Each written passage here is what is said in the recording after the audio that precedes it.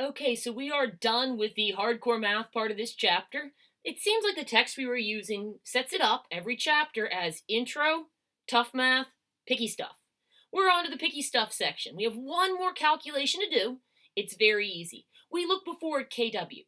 kW being 1 times 10 to the negative 14th, which you can get to concentration of H plus times concentration of OH minus. The neat trick about 1 times 10 to the negative 14th is Ka times Kb for a given conjugate pair is also 1 times 10 to the negative 14th. So given Ka times Kb equals Kw. Given Ka or Kb, you can calculate the other one using that Kw. And there's an example in the packet. You're good. I think you can do that by now. The next stuff starts the picky stuff. Acid-base properties of salt solutions. Salts, strong electrolytes, dissolve completely in water, but sometimes one or both of the ions that come from it will react with water to either leave free hydrogen or free hydroxide ions. So, that's hydrolysis. Let's look at the ability of an anion first to react with water. So it goes by strong versus weak acids. Strong acids don't want anything to do with water. They are good. They're going to float around as their little H plus ions. They don't want anything to do with your water whatsoever.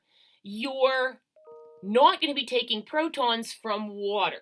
So, does not affect pH. Anions of weak acids, though. And I'd say for your strong acids, if you know Cl minus and NO3 minus, those are your big ones. Maybe SO42 minus from sulfuric, keep your eyes on those. But just about anything else is going to be the anion of a weak acid, and it is going to steal hydrogen from water, giving you an overall basic solution. So if it's an anion of a weak acid, expect to have a basic solution. Review your amphiprotic stuff, but it would be really cruel for me to ask you about things that were amphiprotic without giving you a lot of information like Ka. If you've got cations, pretty much NH4 plus your ammonium cation is going to be the only one that's going to make a solution more acidic.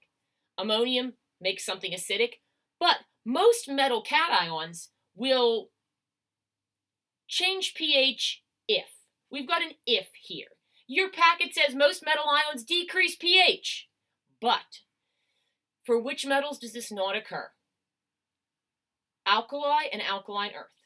So, what I will say to you, instead of the way the book words it, is for metal cations, you've got no change for groups 1 and 2. So if I dissolve NaCl, I'm getting no change, Na.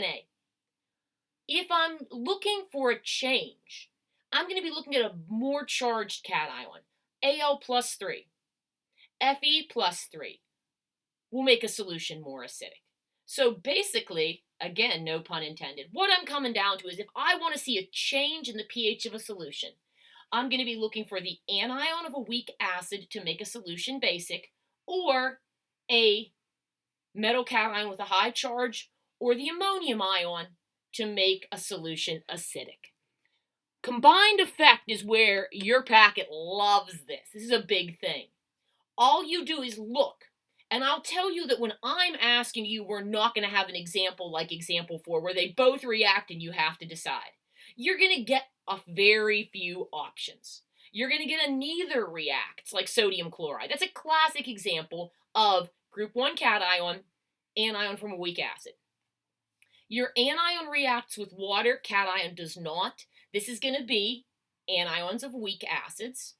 And cation reacts with water. Check out your example there. Aluminum chloride. Aluminum is a highly charged cation. Chlorine is from a strong acid. That's what you're going to be doing. We have a practice problem coming up on those where you're just going to compare. I divide it in half, look at the cation, look at the anion, and make my decision. So that's it for today. Have a good one.